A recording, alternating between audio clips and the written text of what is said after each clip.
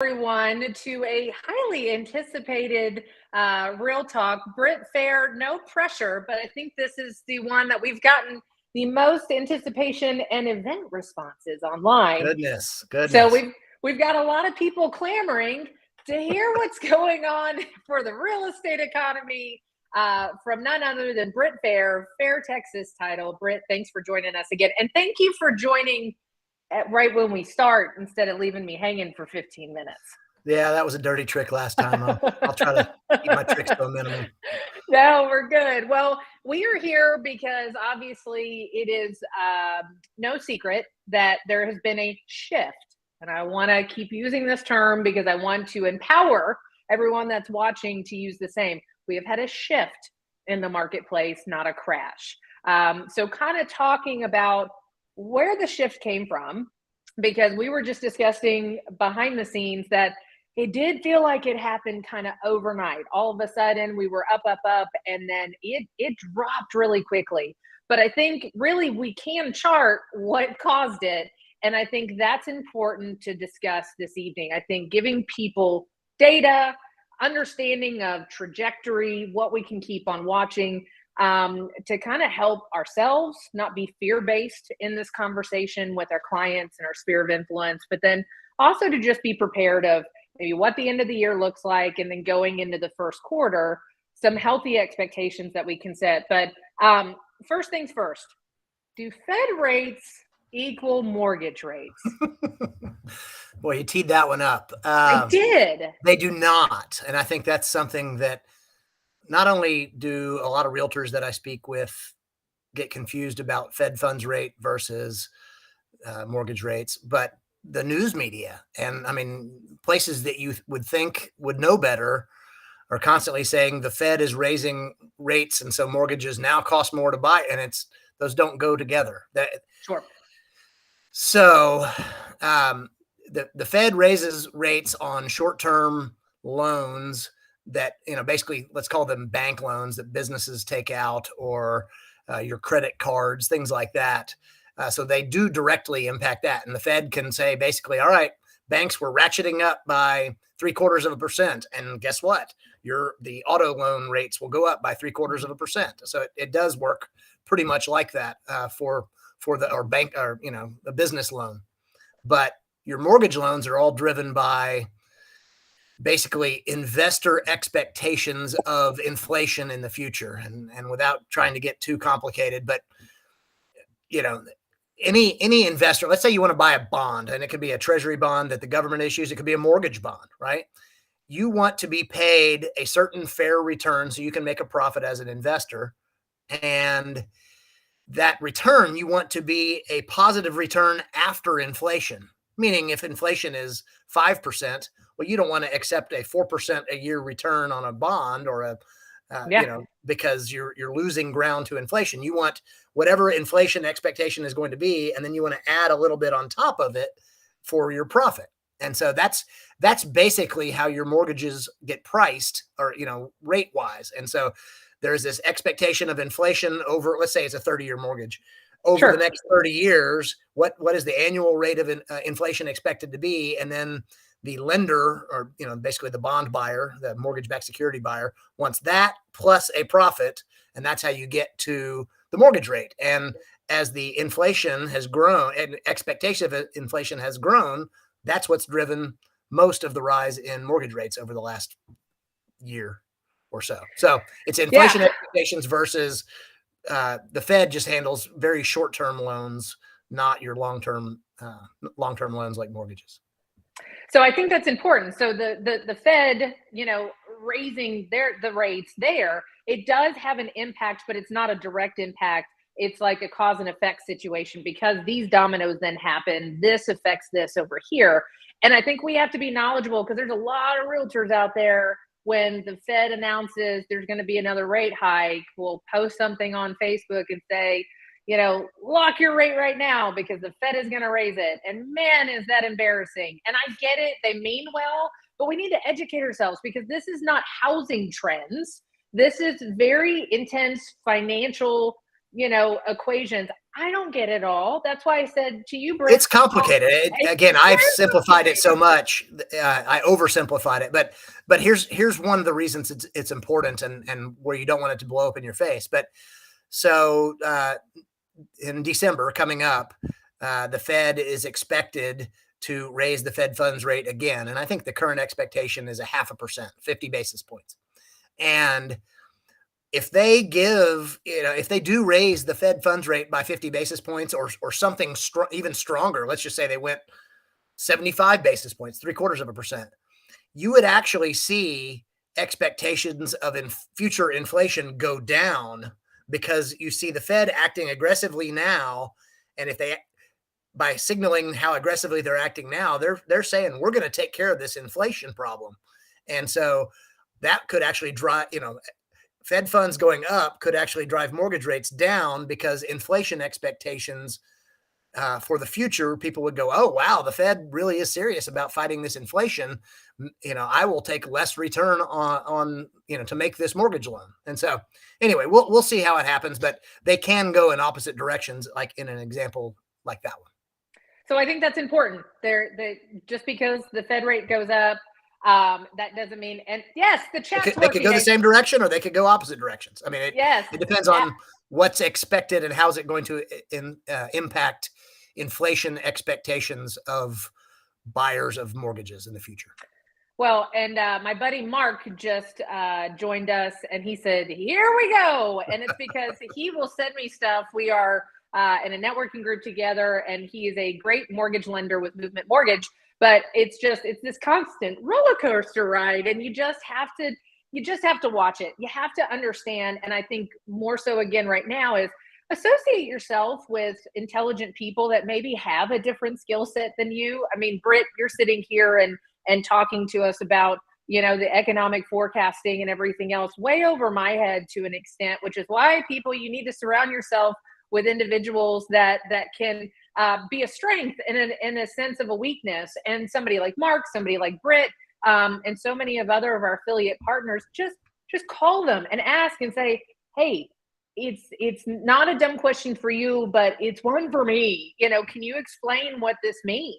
And I'm sure Britt and anyone on his team would be happy to answer those questions. So part of this, though, is, and I know it's not the fun part of talking about it from the real estate side, but it's the national debt that's so out of control, right? Can you kind of talk about what that looks like in a gloom and doom scenario? It's weird, like if not for like when you go to New York City and you see the debt clock or whatever they call it, where they've added numbers over the, and sort of estimate of how much money we're adding to the national debt.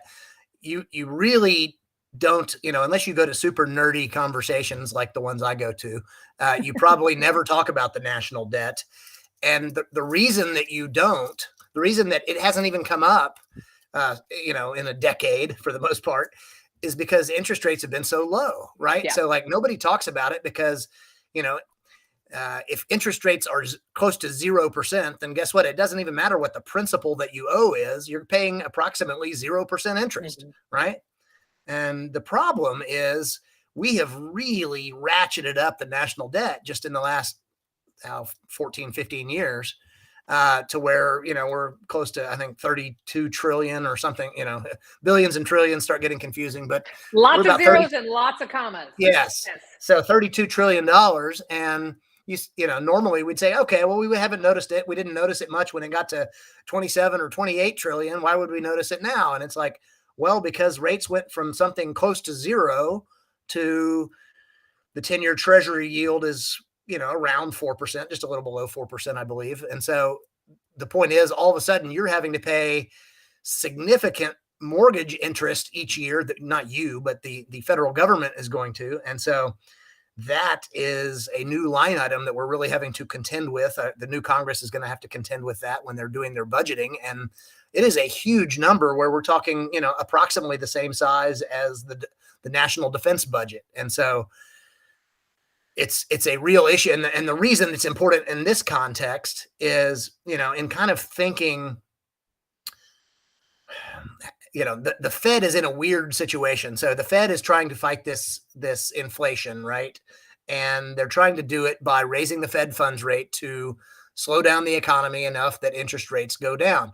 Well, they want to do it because, inflation is bad and nobody likes inflation. But the other thing is they really need to be serious about fighting this inflation because they need treasury rates to go down because frankly, our government can't, or in our country can't afford to pay the interest on treasury bonds if we keep, having to pay at 4% a year for 10-year treasuries. So it's a little bit scary, but that's why my conviction is, or I'm convinced that the Fed is going to get this inflation problem under control, even if it causes a significant recession in 2023. So that's my prediction is the Fed is going to drive us into a recession in 2023 because they need to be dang sure that inflation gets under control. And therefore, if inflation gets under control, then long-term treasury rates and also therefore mortgage rates will come down to levels that our country can at least think about affording. Well, and that's the whole thing is it's going to have negative causation is the recession, right? Recessions are bad. The recessions are bad, but in a context of talking about the real estate market and what that impact is specifically on North Texas real estate market, not the rest of the country. Again, we're talking about being hyper-focused on the North Texas real estate market is the fact that they're going to need to, not only with interest rates, but figure out ways to incentivize people to spend because the banks want to lend money. And if nobody wants the money that the banks want to lend, we're going to have to create some incentives for people to do that. We were just talking about the fact that the first-time home buyers tax credit, that was when, buyer apathy was really low. And then all of a sudden it was like an $8,000 tax credit if you bought your first home. And that drove, the first time home buyers into the marketplace. And that was creating that incentivization.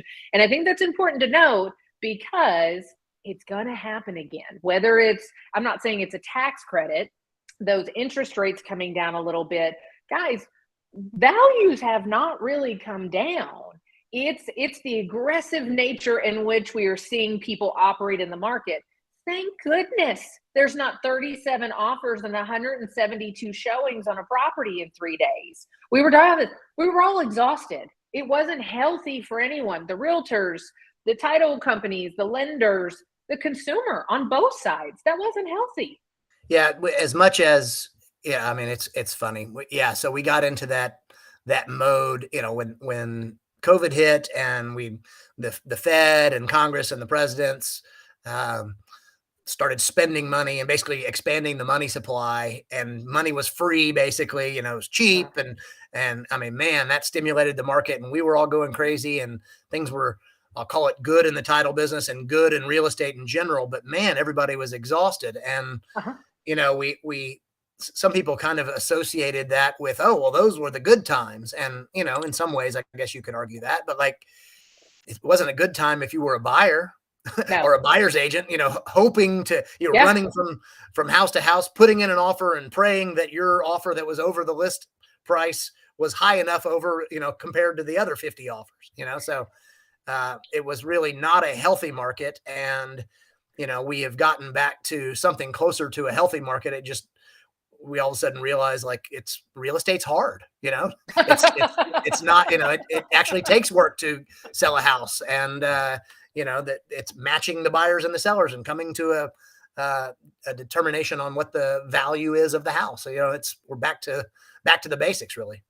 Well, that's why I wore camouflage today, because it is hard work. And sometimes you do feel like it's combat. But what it really is going back to, like you said, guys, this is the largest purchase or sale or largest asset of anybody is ever going to have. And to think, it's incredulous to think how simplistic people were making the buying and selling of real estate. And that's what ticks me off.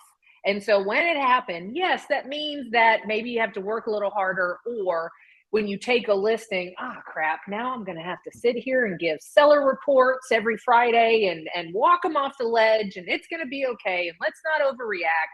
Let's look at, just like you're talking about the forecasting the economy. Let's look at what's going. Are we getting the showings? You mean we actually have to be professionals again and rely on our competency to sit there and instruct people on how this should go? Yeah, it's amazing.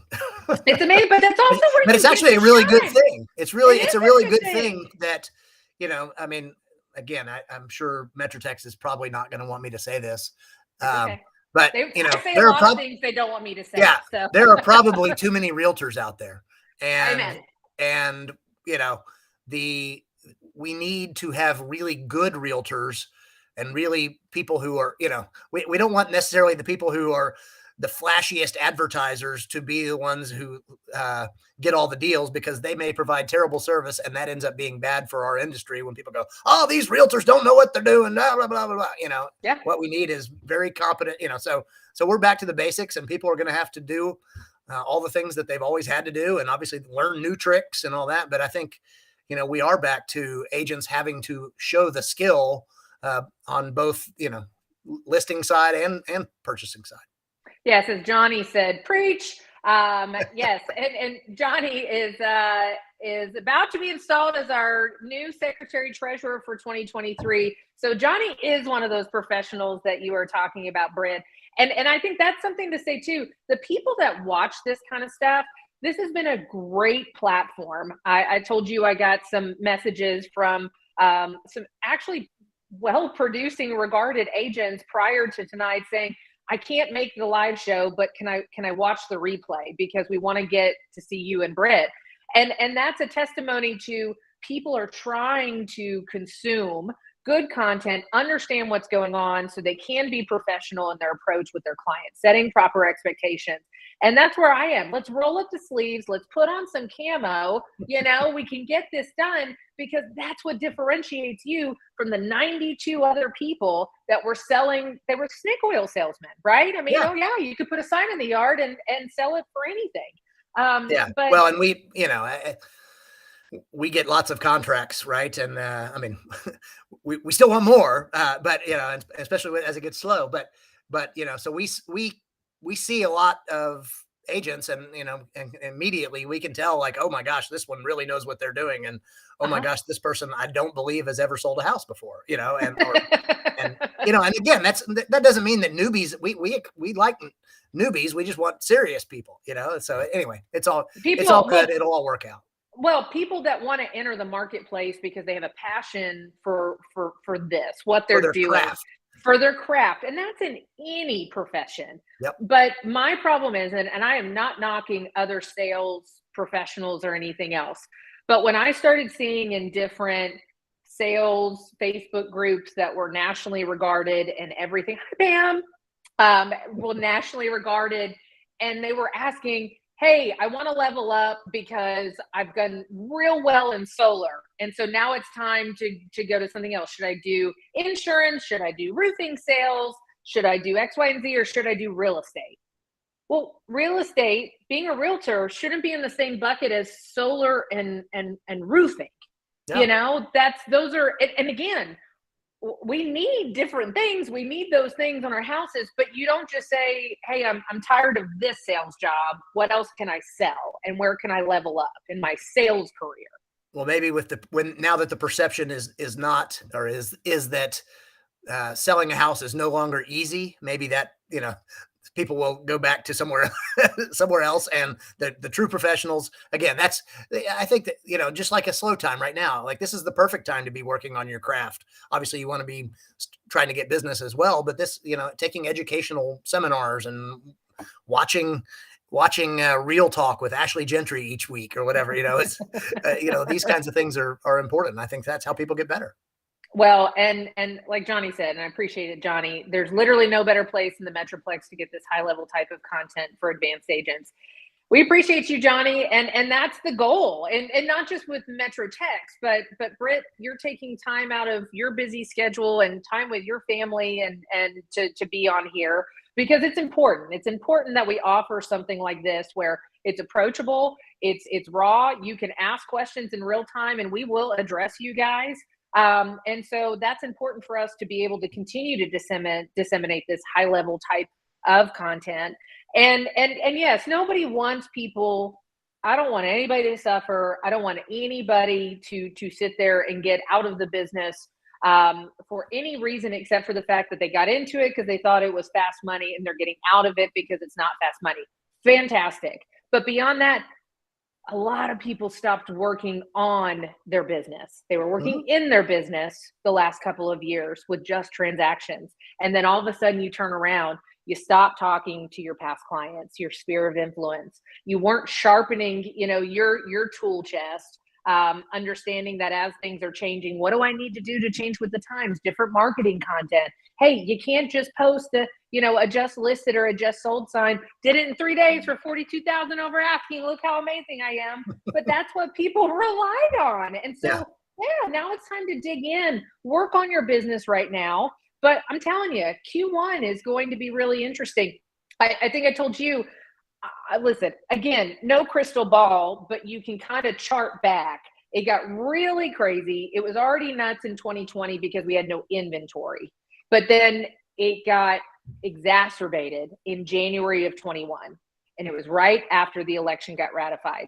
Nothing changed as far as in everybody's individual life on, what those election results are. But like you said, people like certainty. It was done. And so then everybody entered the marketplace. Interest rates were low. Let's go. We've been pent up, everything else. And it went from, hey, we were still getting multiple offers and a lot of showings to freaking 52 showings in 24 hours and 37 offers out the door. So I think that's something that, again, we just had midterms. Thanksgiving's in the rearview mirror. I have 3 different listings and all the activity has jumped up in this past week. Well, good. I'm hopeful. Again, maybe we're a lagging indicator because we don't ever really see it until after the deals are struck. I think, if I'm looking at what do the next few months have in store for us? Like I said, big picture economy, not housing, but economy. Like I think it's going to be pretty rough. I think,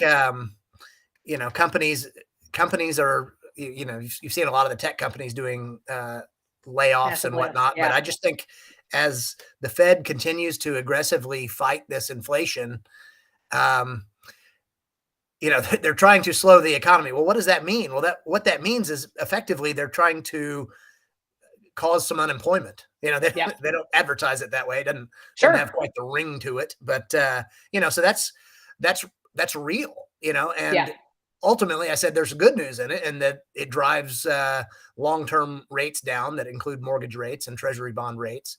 But that's some real pain in the meantime. And so when you just think about the human side, I mean, we all have family and friends who could be impacted by those kinds of things. And then, further that, just even back to real estate, like that is some of your buyers, that is some of your sellers, and if that's one of your buyers, it's going to make it harder for your buyer to purchase. If it's one of your sellers, it may actually make them more likely to sell, which in a way could help us, get some inventory and that kind of thing. It's not what you want, but that I think is going to be the impact, is that some sellers, and there's going to be more job movement. Just like if somebody has to move across town or to a different city to take a new job because their other job is uncertain or they got laid off or whatever. So I think all that stuff's going to be happening over the next few months. And like I said, it's painful when you think about it, but if you fast forward 6 months from now, I think rates probably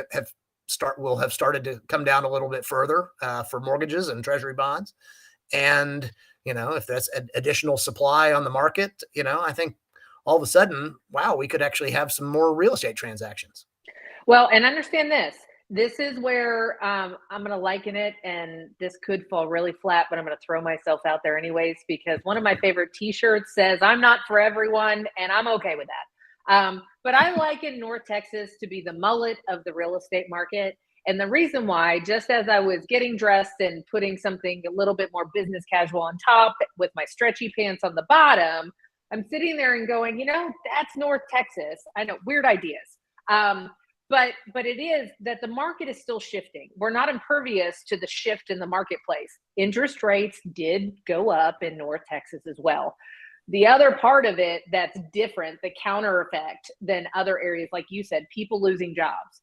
If you are in an area in Ohio where there is only one major employer that employs the mass amount of people, and that unfortunate company does massive layoffs, then the employment or the job pool shrinks consistently.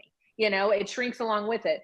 North Texas, we're always in the news. We have more companies in diverse types of industries than basically anywhere else in the country, which is why we saw mass migration from other areas that did not do as well, post-COVID policies and everything else coming to North Texas. And so what that means is we had mass migration of people coming here for better job opportunities. Even if they lost one, there would be 5 others that they could potentially tap into.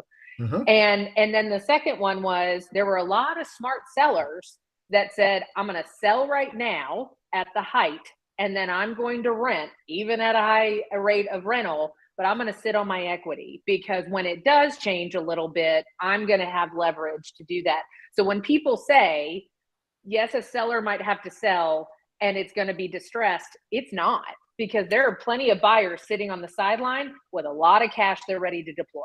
Yeah, no, I don't foresee a big foreclosure boom or anything like that, because frankly, there's just too much equity that has been built up to where people should be able to, people buy and sell houses for all the reasons that they always have, right? Family formation, deaths and divorces, or kids moving out or whatever, on the sell side, people getting older and wanting to not have to maintain a house. There's lots of reasons people do that. People buying, moving across town or moving to another place for a job, or so, lots of reasons people buy and sell, and those will continue to exist.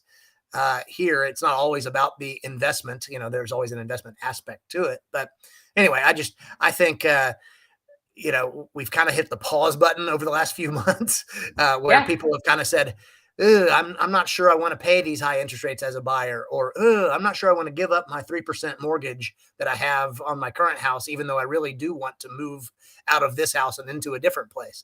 And I think, eventually, people want to move for the reasons that they always wanted to move in the first place. They don't need as much house, or they need more house, or, all that stuff. So those things will always be the case. And you are absolutely correct that, I can talk all I want about global issues or national issues, but ultimately real estate is a very local decision as well. And you are spot on that, man, that, it's amazing how a recession or a difficult aspect of things seems to shake that tree in California and New York and Chicago and, lots of places that get people to finally make that move and say, you know what, I'm tired of this. I'm going to move to Texas. And so if we do get the recession that and frankly, I think most people expect in 2023, that's another shaking of the tree. And so, yes, I think the gone to Texas signs will be posted once again in those places.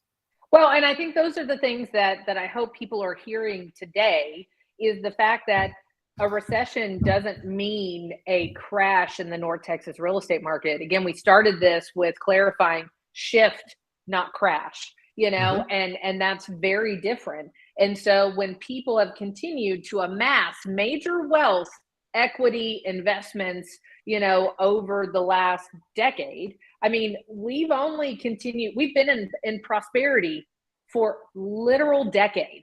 There have been a lot of savvy people that have made sure that they have a larger war chest than they did when the financial crash happened in 2007, 2008. There were a lot of people that learned that lesson the hard way. Yeah. And so that's what we have to understand here. A recession doesn't equal a North Texas housing crash. What it does is probably increase the people that want to move here because of the stability and the access to the jobs across the board, entry level to high-end corporate and everything in between. We've got money, we've got security, we've got, we've got look, nobody can agree that everybody's perfect as far as how elected officials run our state, but we are doing pretty good right now. Well, and people vote with their feet, right? Yes. And so do companies, by the way. I mean, again, you can talk about, um, the next rumor is that obviously that Twitter is going to be moving to Texas, right? And Uh-huh. again, whether that's good or bad, we can all argue about. But like the point is that you know we we are attracting companies who have kind of come to the realization that it doesn't make sense to have the high cost of living and the taxes and whatever that are in these other places. And so they say, hey, why not just go base ourselves, put our headquarters here in Dallas, Fort Worth or Austin or Houston or wherever. And so, we are attracted. It's a virtuous cycle where we attract companies who then attract employees who then attract more companies, which then attract more employees. And so, yeah, no, again, we are so blessed to be here in North Texas because yes, I think that, you may run out of some buyers in places like Chicago, I mean, Yeah. again, I don't mean to pick on Chicago. It used to be one of my favorite places to go visit in the summer anyway. But yeah, no, it's the local aspects of Dallas Fort Worth, but also really much of Texas, is really attractive. And therefore we're going to have lots of buyers coming here continue to have lots of buyers coming from other parts of the US and the globe. Well, hey, Britt, we had just a couple of months ago was the public policy and government affairs director for the Bay Area Association of Realtors, and he literally, unfortunately, Was it was Romeo? no, it wasn't Romeo. Oh. Yeah, right. Romeo's great. Okay. But no, he was. I think Romeo's in Pasadena, so this is more Okay. in like San Francisco area. But he was literally, they were doing like rolling blackouts while we were doing the live stream, so he would pop in for a few minutes and then pop out. Wow. But he started it with, "I come to you from the future. You too can be like us." And he basically said, listen, separate. We got to understand that at a certain point, what you were talking about with people voting with their feet, most look at the fiscal policy, the business policy and separate it from the social policy. And I think that's the hard part, is they do get intertwined. I'm not saying that you can always separate them, Yeah. but unfortunately, it has a consequence when you don't look at it from both lenses. And he was saying that's the unfortunate consequence of us. And he's basically talking 10 years into the future of have strategic conversations. Doesn't mean that you don't sit there and compromise or have anything else, but that's why Texas is doing well and other areas of the country is not. And so again, it's the mullet of the real estate market. We're talking about the vote. People might. Everybody likes talking about mullets. Now, you may not like mullets, but they're still fun to talk about. They are still fun to talk about, and because we're different, what is it? It's ironic, right? I mean, they don't go together. And when there's a national recession, but our housing market is still booming, that's a mullet. Okay, yeah. I just dumbed it down for the audience right now, which is why it's oh, Mark, please don't bring your mullet back.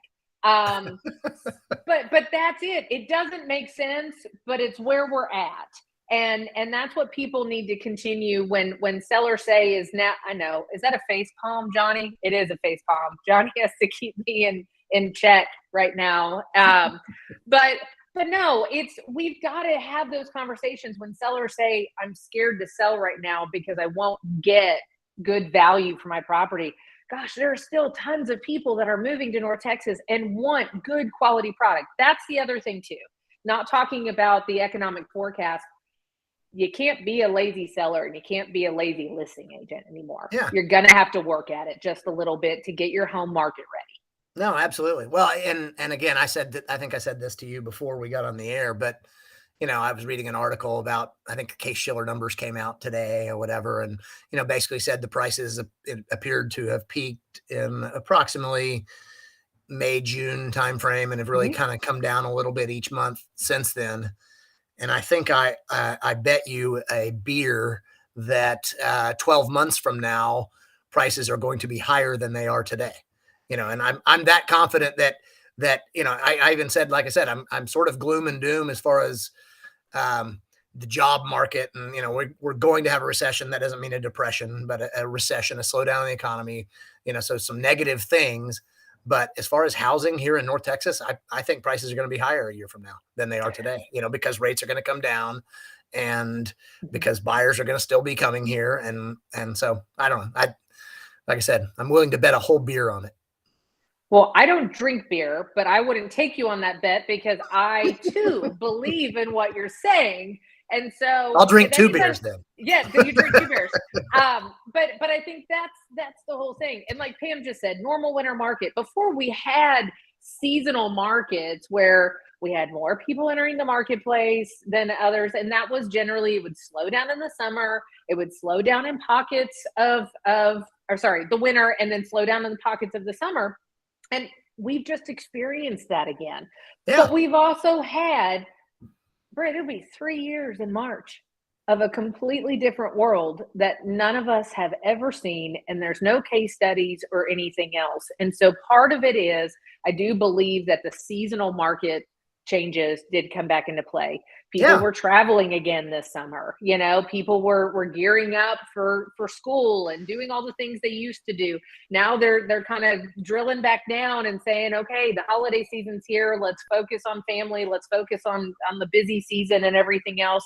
And then we're going to ramp it back up again when the holidays are in a rearview mirror, which again is happening again. And so that's why I think talking about, guys, the beginning of 2023 might not be the beginning of 21. Thank goodness. Okay. That's a good thing, but it is going to increase. We luckily have a lot more inventory. I mean, I think at one point we were looking at our market reports in our last board meeting, and it was in most areas, we were at 100%, 200% more inventory than we were, this time last year. That's a ton.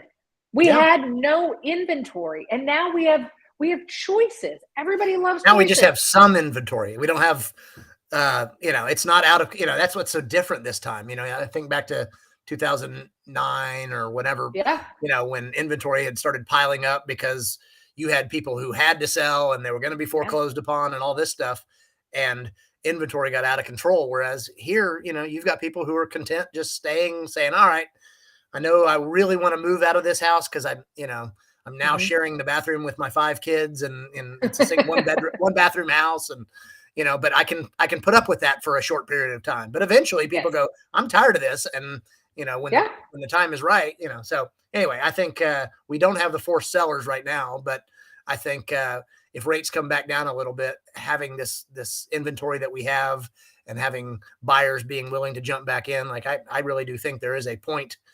And I don't know the date, but in the coming months, where all of a sudden we go, oh, okay, well now we're back to normal again, and now let's do some deals. So I think it's going to be February 24th. Oh, good. And I was hoping for that date. Yeah, that's my birthday. Okay. And I want everybody to put it on their calendar so 1, they don't forget me, and 2, I want to see if I'm right. So I'm going to bet you, not beer, I'm going to bet you a bottle of vodka that like February 24th, we're going to do another one of these, and we're going to talk about how I was right. Okay. I like it. I'm going to go a month later. I'm going to go March 31st. So, okay. Yeah. I had to do the rhyme in my head to make sure there were 31 days in March, but you are correct. Yes, there's 31 days in March. My mother's probably watching right now and really proud. Oh, Sherry, come on. I had to do the rhyme to go that. But I think, the analogy is the gas prices. That went up so dramatically, so quickly. I mean, we went from $1.85, $2, whatever, to almost at some point, I think like the highest was like $4.60 a gallon, something like that. At least $8 in California. Yeah. Yeah, I was about to say in the mullet marketplace, where everybody else is suffering and ours is still mitigated. It was the gas. Oh, and look at your family is too. Ellen and your mom are watching. Now we at least have family that support us. My mom, yes. No, but when and gas Ellen, prices, yes, when gas prices were going, you could literally go fill up your tank. I know my mom was saying, hey, I found it at this gas station. Go fill up your tank because it's going to go up again tomorrow. That's what was going on, that frenzy. But then, well, one thing is, I don't know about you, but I didn't see a lot less drivers on the road. And so people were still driving. They might have been more strategic about how many trips they took. Maybe they did more Amazon versus going directly to the grocery store. I don't know. But people were still driving, just like now. People are still selling. People are still buying. But once the gas prices stopped going up and started trickling down, then people, all of a sudden, you stopped hearing about gas. You know, it stopped on Facebook. Nobody was posting anything about how much it cost, you know, to fill up their truck, you know, for a tank of gas. And so I think that's what we're seeing right now. We've seen 2 rate decreases, and that doesn't mean it's not going to go back up. I'm just saying mortgage rate. Yes, mortgage rates. If we can get it to stop hemorrhaging, and at least people can get acquainted with the new normal, then people at least go, I don't like it, but at least I know what my scenario is, and I'm willing to enter the marketplace. And I think that's also what's been happening. Yeah. Well, I mean, again, you're starting to see the world slowing down. And again, it's not just a U.S. slowdown that appears imminent. You know, I mean, the oil prices are, you know, if you go to the gas station, you see it. But I mean, I looked at the oil prices. The West Texas Intermediate crude oil is $79 a barrel today. It was as high as 122 in June. So, you know, and that's just almost a global price. I mean, in a way, oil prices are a little confusing as well, but because there's Brent and West Texas. Because there's money. Hold on, because there's money involved. That's why it's confusing. Well, that's right. But but the point is, it's gotten cheaper because the world economies are slowing down.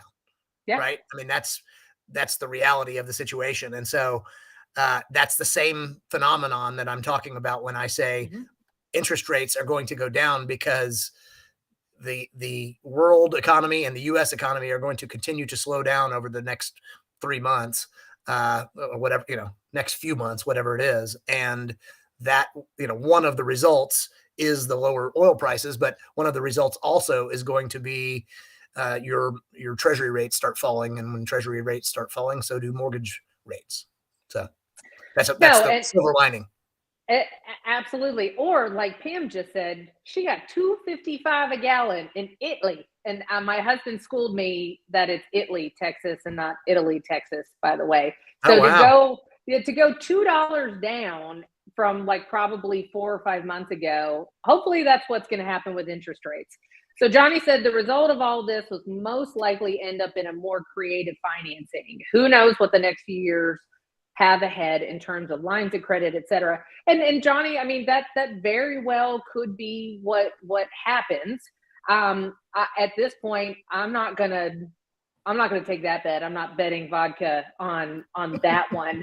I don't want to see subprime markets and all of those other things come back, but we've already seen some of that kind of come back into the marketplace. Well, and one of the things that, you know, I've seen some lenders, you know, advertising is, you know, doing rate buy downs or whatever, you know, having the seller buy down the rate, you know, and the reason that anyway, there's some products that are out there that some lenders are looking at, you know, that because I think many lenders share my opinion, or I mean, I'm copying their opinion maybe, that rates are going to be lower a year from now than they are today. And so, you know, they're saying, hey, look, we are willing to do some creative things on the rates because this is our view.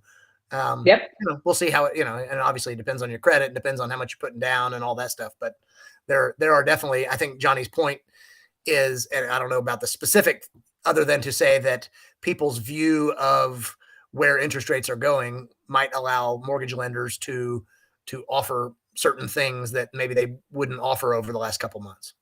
And I will expand on that. But the one thing I will tell you is please stop posting marry the house, date the rate, because I can't do it anymore. I can't do it.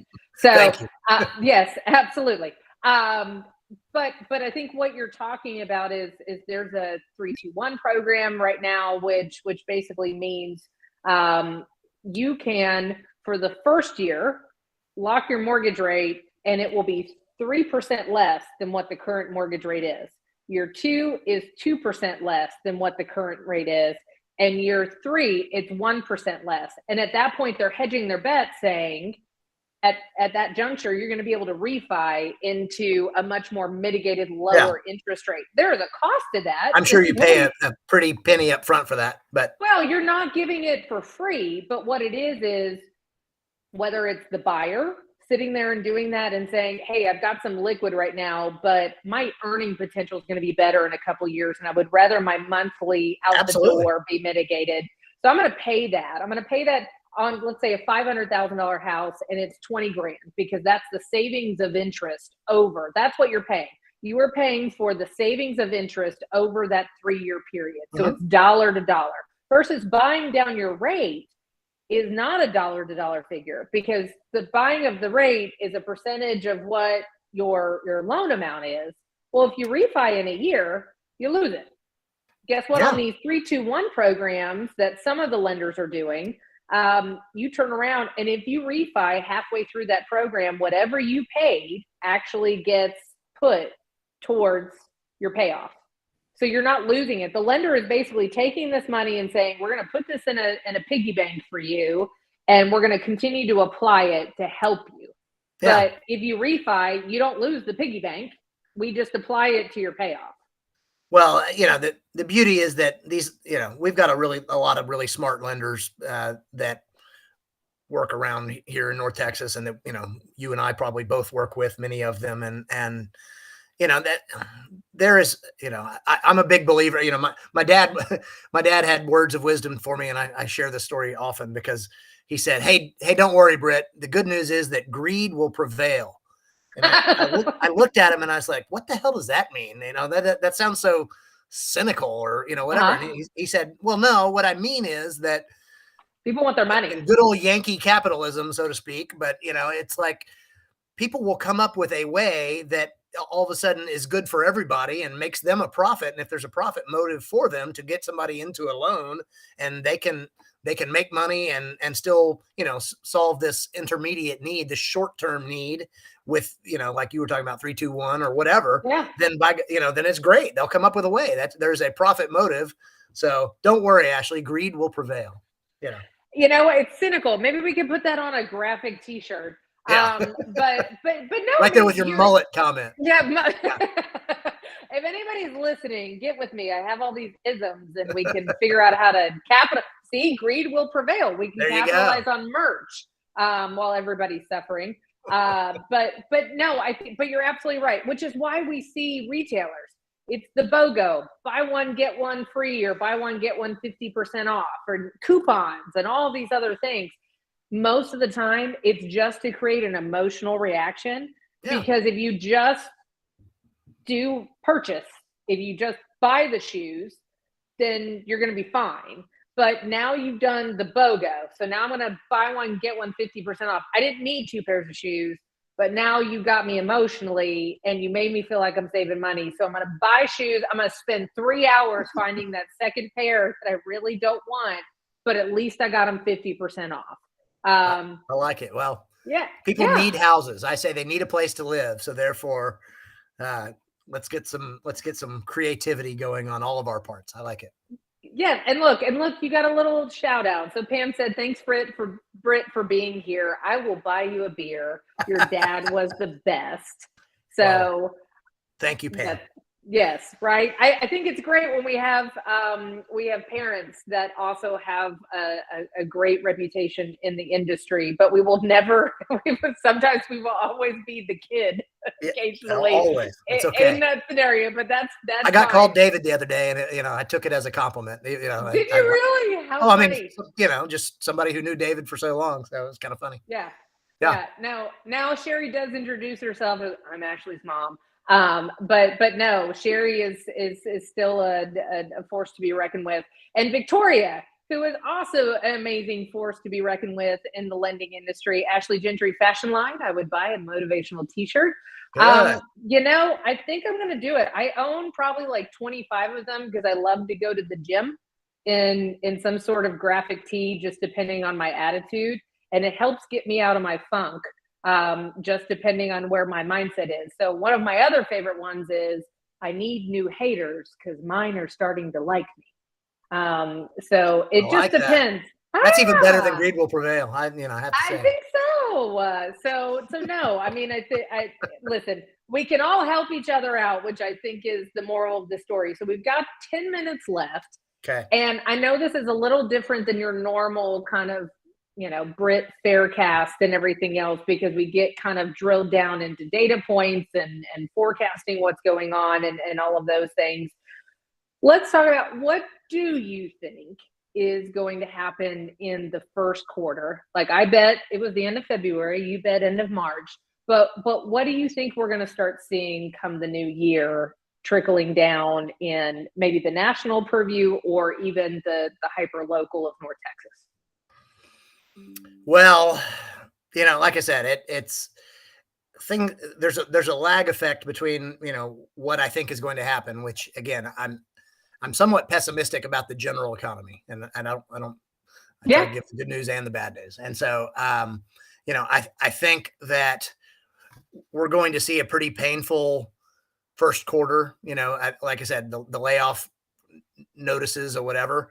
And so, that is going, from a housing standpoint, that will impact some of your buyers and some of your sellers. That will get more housing probably available, free up some supply for some people who need to sell. But, like I said, the silver lining of all that is that it's going to get inflation under control. And frankly, it's going to make your mortgages cheaper, and again, I don't know exactly when that happens, but like, that I'm just committed, the Fed is both raising the Fed funds rate, but they're also tightening the money supply. And we really haven't talked about the quantitative easing turning into quantitative tightening. So, they are really sort of putting the double whammy on the economy right now. And, there's a lot of speculation out there that, in 2023, they're going to come to the realization that, oh my gosh, we were super aggressive. We overshot it. Now we got to try to figure out how to stimulate the economy again, and so, I talked to a lender the other day who said that they're gearing up for a refi boom, in a year. Now, I don't know if, I don't know how many mortgages are going to refi, if it gets down to 5 or whatever. Sure. But there could be, if you bought at 7, then refinancing at 5, so again, my thought is, though, to answer your question, I think it's going to be a somewhat painful first quarter from an economic standpoint, obviously better in North Texas than other places. But then, after we get through the first quarter, I think we sort of start seeing some of the flowers grow after the rainy season. So again, what I hear is the mullet effect, that nationally we are going to suffer. But I know Britt's going to be dreaming about this and going, darn you, Ashley Gentry, I'm dreaming of mullets. Yes. Yes, but it is. I mean, nationally, there's going to be some suffering, and of course, locally in our backyard, there's still going to be suffering. Anytime you lose a job, even if you get another one, that's not fun to do. I mean, we've seen it in the real estate world over the past couple of months, where people are shedding staff and they're tightening their resources and doing those type of things. And so it's never fun to see. I mean, the thing is, it's part of the plan. Like, it's, that's the thing, the Fed raising, doing what they're doing, like, they know what it's going to cause. They're just saying, we have to do it regardless of the job losses and, the businesses that aren't going to make money because, people are going to buy fewer widgets or whatever it is. And so, we take our medicine, and then all of a sudden we get back to, something where inflation's under control and the expectations of future inflation come down. And all of a sudden, boom, your treasury rates and your mortgage rates start falling when future inflation expectations, come down. Well, and understand, you just segued into something, fantastic, which was the last 3 years has showed us and I know I'm rounding up, we're more like 2 3/4. But the last 3 years has showed us that the roof over our heads, the most important thing that we all invest in. And of course that was what it was before. But now it's still, people are working remotely. People are still doing a lot more things in their house. They went from going to a gym to having a home gym. And people didn't want to go back. And Yeah. so they need more utility in their house. And I know that sounds like personal problems, but at the same time, people are saying, I do want to control my chaos and control the things that change. So I'm going to bring them under my roof. And I think that's what we need to understand, is that the needs continue to grow for people to be able to have that utility in their homes, which means they might not spend as much traveling. They might not spend as much going out to eat, which again, we saw that major impact. Mhm. They're still going to value what's in their house and Yeah, beyond the last thing you're going to utility. give up is your house payment, for example. Like when Yeah, when the crisis hit 15 years ago, you know, people would stop paying on their student loans or stop paying on their cars or stop, yeah, but like the house was the last thing they wanted to give up because it was their place to live, yeah. and so yeah, no, I think again, housing is something that is more than just an investment and an obligation. It has deeper meaning to most people, and that's part of why we all enjoy what we do, right? Is because we get to deal with people on their most precious investment. Well, and I know in the last couple of minutes, it's rough.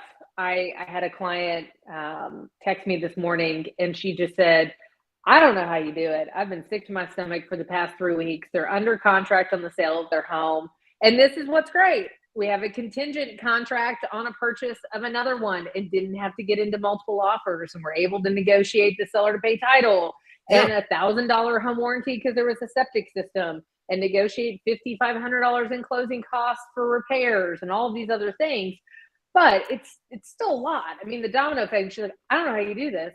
I'm sick to my stomach." And I sent her a meme, and it was, we've got these different Facebook groups now that generate great memes for real estate agents. And it was like, "Tell me you're in real estate without being in real estate." And it was somebody holding a drink, and it was like, "I'm a drunk." And and that's sad and happy at the same time. But it's a lot, because what that is just saying it's a roller coaster. And I don't make light to the alcohol effect, but at the same time, it is a lot. And there's a lot of emotional turmoil that we deal with beyond the financial impact. yeah, It's the emotional impact of the real estate industry. yeah, We have to remember that, whether the economy is doing great or the economy is doing poorly, whether we've got 5 listings that are selling in 72 hours or 5 listings that are selling in 3 months. There are human beings on all sides of these transactions. And I think it's bringing that human element yeah. back into the real estate Well, transaction, and which I'm ultimately, happy we're about. in such a good place that we're going to have our short run ups and downs, but man, what a there's no better place to be nationally. Like we're one of the top markets, if not the top market. Yeah. And then similarly, housing in this market is just we are in the long run really in the sweet spot, and I think people are going to continue to want to move here, and that's the real takeaway, is that we've been kind of dealing with some ups over the last couple of years and then some downs over the last couple months or whatever, but realistically, this is a great place to be. And I really do think that there's going to be a recovery in 2023, even if we can't pinpoint the exact date between February 24th and March February 31st. 24th. Yeah, yeah, right. But, Exactly. but we're in a Everybody great needs. spot, and it will bounce back. And like I said, there's a lot of, you could guess as to what interest rates are going to do exactly, and I can't, I'm not putting my money on that, other than to say that I do believe that they will remain attractive, be actually more attractive than they are today, even though today is not they're not high by historical measure, but even by Yeah. recent measures, I think we're going to become more attractive over the next few months. Let's call it in the next 6 months. No, I think you're absolutely right, Britt. It's resetting expectations, reframing those conversations, and understanding, especially that as it becomes a more equitable transaction, um, people can talk to their sellers in a stance of, "I get it. you don't have as much control or as much leverage that you did 6 months or a year ago. But understand, when you're selling your home, that's your past. When you're buying your next home, that's your future. And would you rather have more control and leverage in your future, or would you ever have it in the rearview mirror?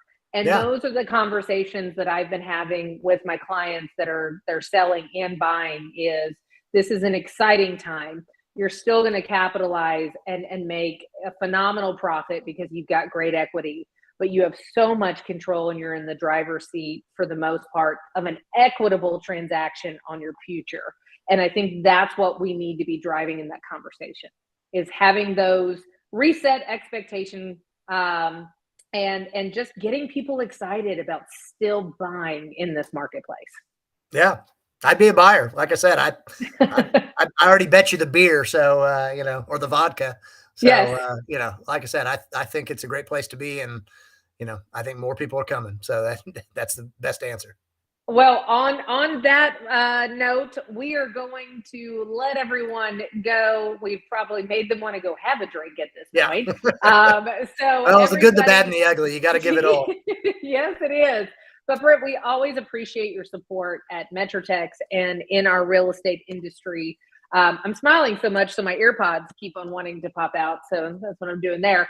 But we appreciate you. We appreciate you being a valued affiliate partner and a consummate professional, and somebody that's always a great resource to understand what's going on in the economy, in the real estate business. We will have you again somewhere in between February and March coming on, so we can discuss. We can arm wrestle over who won the bet. Yeah, we can arm wrestle who was right. And Tommy said, "Great info. You both, great info. Thank you both." And mullets rule. Yes, there you go. I agree. I'll be thinking about mullets all night. Mullets all night. Britt, thank you again. Thank you, Ashley. We appreciate you. We'll see you soon.